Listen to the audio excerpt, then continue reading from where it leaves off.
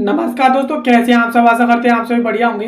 मैं Sachin consider IAS से एक बार फिर आप सभी का स्वागत करता हूं। दोस्तों, अभी हाल ही में लोकपाल की तरफ से एक ऐसा ऐतिहासिक फैसला सुनाया गया है जो आज तक पॉसिबल नहीं था। वो लोकपाल के इस आदेश के द्वारा पॉसिबल कर दिया है। यानी किसी भी हाई कोर्ट का कोई भी जज हो जो भ्रष्टाचार में लिप्त हो, तो अब इस लोकपाल के आदेश से ये तय हो गया है कि उसके खिलाफ भी आप मुकदमा चला सकते हैं। भ्रष्टाचार का मुकदमा यानी हाई कोर्ट के जज के खिलाफ भी चल सकता है। और भ्रष्टाचार के मुकदमे में आज तक अधिकारियों के खिलाफ सुना होगा आपने कि ये वो आईएएस अधिकारी था, पीसीएस अधिकारी था या आईपीएस अधिकारी था जिसके खिलाफ ऐसा मुकदमा चलाया गया था भ्रष्टाचार के खिलाफ, और भ्रष्टाचार से संबंधित उसके खिलाफ मुकदमा चलाया गया था।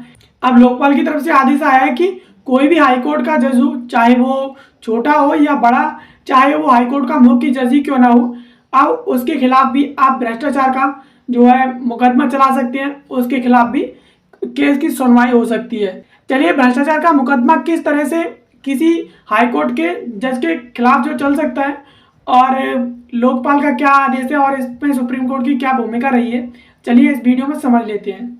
खबर की बात करें तो लोकपाल का ऐतिहासिक आदेश, हाईकोर्ट के न्यायाधीश के खिलाफ भी सुना जाएगा भ्रष्टाचार का केस। सुप्रीम कोर्ट ने स्वतः लिया इसका संज्ञान। यानी सिर्फ लोकपाल ने इसका आदेश ही नहीं दिया, सुप्रीम कोर्ट के द्वारा भी इस पर संज्ञान लिया गया है। और इस वजह से ये बहुत ही ज़्यादा अहम हो जाता है। ये खबर है जिसके चलते ये टॉपिक चर्चा में। चलिए पूरी खबर को बिंदुवार समझ लेते हैं। तो लोकपाल ने अपने एक ऐतिहासिक आदेश में कहा है कि उच्च न्यायालय के न्यायाधीश लोकपाल की कानून की जो धारा है 14 के अंतर्गत में आते हैं। और यानी स्पष्ट है, उच्च न्यायालय के न्यायाधीशों के खिलाफ ही भ्रष्टाचार की शिकायतों पर लोकपाल विचार कर सकता है।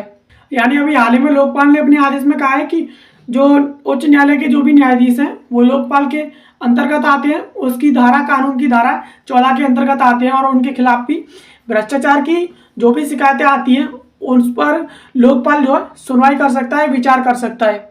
हालांकि लोकपाल ने मामले पर आगे बढ़ने से पहले यह आदेश और शिकायत और संबंधित सामग्री विचार करने के लिए सीजीआई के पास भेज दी है। यानी लोकपाल ने आदेश तो सुना दिया, अब उस आदेश पर विचार करने से पहले उन्होंने इस आदेश को और शिकायत से संबंधित जो भी सामग्री थी, यानी जिस भी उच्च न्यायालय के न्यायाधीश के खिलाफ जो शिकायत आई थी, उसे इन सब पर सुनवाई करने से पहले उन्होंने, यानी जो लोकपाल थे, उन्होंने सीजीआई के पास इस मामले को भेज दिया। और उच्च न्यायालय ने लोकपाल के इस आदेश को देखते हुए मामले पर स्वतः संज्ञान लेकर के सुनवाई करने का निर्णय लिया है। और गुरुवार को सर्वोच्च न्यायालय के वरिष्ठ न्यायाधीशों की 3 सदस्यीय विशेष पीठ मामले पर विचार करेगी। हालांकि चीफ जस्टिस सुनवाई पीठ में शामिल नहीं है। मामले पर चीफ जस्टिस के बाद वरिष्ठता में पहले, दूसरे और तीसरे क्रम में आने वाले वरिष्ठतम न्यायाधीश यानी BR गवई और जस्टिस सूर्यकांत त्रिपाठी और जस्टिस अभय S ओका, इन सभी की 3 सदस्यीय पीठ इस मामले पर सुनवाई करेगी। यानी लोकपाल की तरफ से जो आदेश सुनाया गया था, उस आदेश को सुप्रीम कोर्ट ने स्वतः खुद ही संज्ञान में लेकर के इस पर सुनवाई करने की बात कही है। और 3 सदस्यीय न्यायाधीशों की पीठ चीफ जस्टिस को छोड़ करके उनके बाद जो जज आते हैं, जिनमें जस्टिस BR गवई आते हैं, जस्टिस सूर्यकांत त्रिपाठी आते हैं और जस्टिस अभय S ओका आते हैं, इन तीनों की 3 सदस्यीय पीठ इस पर अब सुनवाई करेगी। और सुनवाई का खुलता है एक नया दरवाजा। लोकपाल का 27 जनवरी का यह आदेश बहुत महत्वपूर्ण है और दूरगामी परिणाम वाला है। और उतना ही महत्वपूर्ण है सुप्रीम कोर्ट का इस पर स्वतः संज्ञान लेकर सुनवाई करना, क्योंकि लोकपाल का आदेश उच्च न्यायालय के न्यायाधीशों के खिलाफ भ्रष्टाचार की शिकायतों पर सुनवाई का शिकायत का एक नया दरवाजा खोलता है। यानी लोकपाल का ये आदेश जो 27 जनवरी को सुनाया गया था, ये सिर्फ इतना ही महत्वपूर्ण नहीं है, और ज़्यादा महत्वपूर्ण यह है कि सुप्रीम कोर्ट ने इस पर स्वतः संज्ञान लेकर, यानी खुद इस पर संज्ञान लिया है और सुनवाई करने की बात कही है।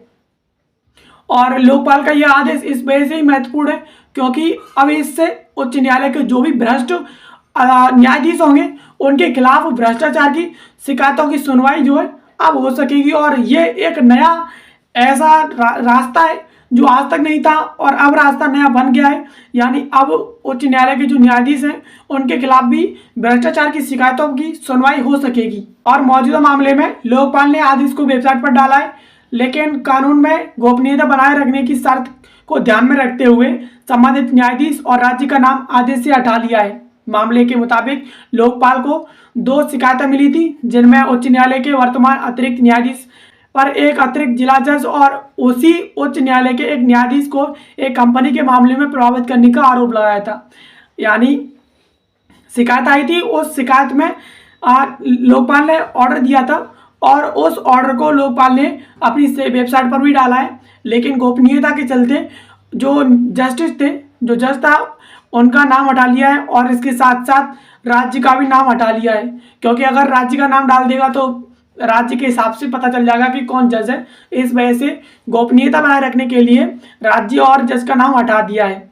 लोकपाल को 2 शिकायतें मिली थी, जिसमें उच्च न्यायालय के जो वर्तमान अतिरिक्त न्यायाधीश हैं और एक अतिरिक्त जिला जज हैं और उसी न्यायालय के एक और न्यायाधीश हैं, जिन पर किसी कंपनी का प्रभावित होने का आरोप लगाया है। किसी कंपनी ने उन्हें अपनी झांसी में लेकर उन्हें भ्रष्टाचार में लिप्त कर दिया है, ऐसी शिकायतें मिली थी। और न्यायमूर्ति MM खानविलकर की अध्यक्षता वाली लोकपाल की पीठ ने कहा कि आरोप के अनुसार, यानी आरोप के मुताबिक, जिस उच्च न्यायालय के न्यायाधीश के खिलाफ शिकायत की गई है वह पहले एक वकालत करता था और प्राइवेट कंपनी उसी की क्लाइंट थी। यानी जो न्यायाधीश जिस जज पर ऐसे आरोप लगाए गए हैं वो पहले वकालत करता था और उस समय वो जो कंपनी थी वो उसी की क्लाइंट थी और इसी वजह से, यानी वो कंपनी उसकी क्लाइंट थी और अब वो जज बन गया है। तो जज बनने के बाद भी कंपनी ने उसे, मतलब जब वो वकील था तो उस समय उसकी क्लाइंट थी कंपनी, और इसी वजह से कंपनी ने उस पर अपना पूरा असर छोड़ा है। और न्यायमूर्ति खानविलकर की अध्यक्षता वाली लोकपाल की पीठ ने आदेश में कहा है कि उनका फैसला सिर्फ इस कानूनी मुद्दे पर है कि क्या संसद के कानून के जरिए स्थापित उच्च न्यायालय के न्यायाधीश लोकपाल कानून 2013 की धारा के दायरे में आते हैं। यानी और न्यायमूर्ति खानविलकर की अध्यक्षता वाली एक पीठ ने कहा कि उनका फैसला सिर्फ इस बात पर है, इस मुद्दे पर है, कानूनी मुद्दे पर है कि क्या संसद के जो कानून है उनके जरिए स्थापित उच्च न्यायालय के न्यायाधीश लोकपाल कानून 2013 की जो धारा है 14, उसके दायरे में आते हैं या नहीं आते हैं। उनका सिर्फ और सिर्फ कानून का मुद्दा सिर्फ यही है और इसका जवाब सकारात्मक है। यानी लोकपाल कानून 2013 की जो धारा है 14, उसके अंतर्गत सभी उच्च न्यायालय के न्यायाधीश आते हैं। यानी उच्च न्यायालय के न्यायाधीश इसके दायरे में आते हैं और उन पर लोकपाल जो सुनवाई करके उन पर कार्रवाई कर सकते हैं। हालांकि लोकपाल ने आदेश में साफ किया है कि अभी वह शिकायत में लगाए गए आरोपों की मेरिट पर विचार प्रकट नहीं करेंगे, यानी विचार नहीं करेंगे कोई इस पर। लोकपाल ने कहा है कि उच्च न्यायालय के न्यायाधीश लोक सेवा की परिभाषा में आते हैं और लोकपाल और लोकायुक्त अधिनियम 2013 न्यायाधीशों को इससे बाहर नहीं करता। यानी उन्होंने कहा कि जो उच्च न्यायालय के न्यायाधीश हैं वो लोक सेवा की परिभाषा में आते हैं और लोकपाल और लोकायुक्त अधिनियम 2013 है वो इसे बाहर नहीं कर पाता है।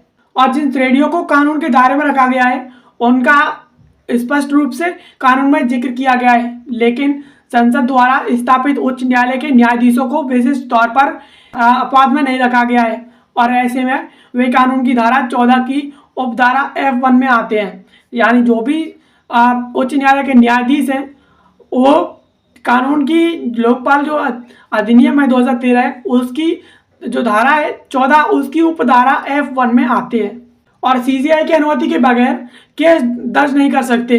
यानी हालांकि लोकपाल ने आदेश में कहा कि न्यायाधीशों को फर्जी अभियोजन से बचने के बारे में सुप्रीम कोर्ट की संवैधानिक पीठ के वीरास्वामी मामले में दिया गया फैसला है, जो कहता है कि उच्च न्यायालय के किसी भी न्यायाधीश, हाई कोर्ट के मुख्य न्यायाधीश या सुप्रीम कोर्ट के किसी भी न्यायाधीश के खिलाफ कोई भी केस CCI की अनुमति के बगैर दर्ज नहीं किया जा सकता।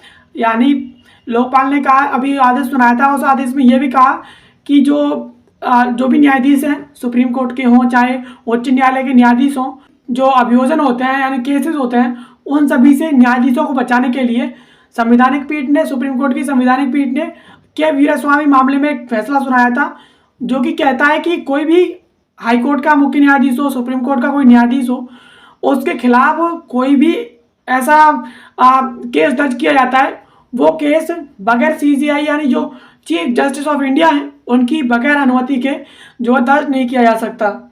और लोकपाल ने कहा कि कानून के संभावित परिणामों को देखते हुए सारी सामग्री विचार करने के लिए न्यायाधीश जो प्रधान न्यायाधीश है सीजीआई उनके पास भेज दिए और सीजीआई के निर्देशों का इंतजार करते हुए फिलहाल मामले की आगे की सुनवाई टाली जाती है। हालांकि लोकपाल ने पूर्व के एक आदेश में माना था कि सुप्रीम कोर्ट के न्यायाधीश और chief justice of India Lokpal के दायरे में नहीं आते हैं। वह आदेश लोकपाल ने पूर्व सीजीआई के खिलाफ आई शिकायत पर दिया था। यानी लोकपाल ने पहले एक आदेश सुनाया था जिसमें उन्होंने कहा था कि जो सुप्रीम कोर्ट के जो न्यायाधीश हैं यानी कोई भी न्यायाधीश हो और जो चीफ जस्टिस ऑफ इंडिया हैं वो लोकपाल के दायरे में नहीं आते हैं, यानी जो लोकपाल अधिनियम की धारा है 14 उसके अंतर्गत नहीं आते हैं। और ये शिकायत जो आप पूर्व जो सीजीआई थे न्यायमूर्ति चंद्रचूड़ उनके खिलाफ आई थी और उस शिकायत पर इस तरह का जो लोकपाल के द्वारा आदेश सुनाया गया था। तो आशा करते हैं ये वीडियो आपको पसंद आई होगी। ऐसी वीडियोस के लिए आप हमारे चैनल को सब्सक्राइब कर लीजिए। बाकी मिलते हैं किसी अगले वीडियो में किसी नए और इन्फॉर्मेटिव टॉपिक के साथ। तब तक के लिए आप सभी का बहुत बहुत धन्यवाद।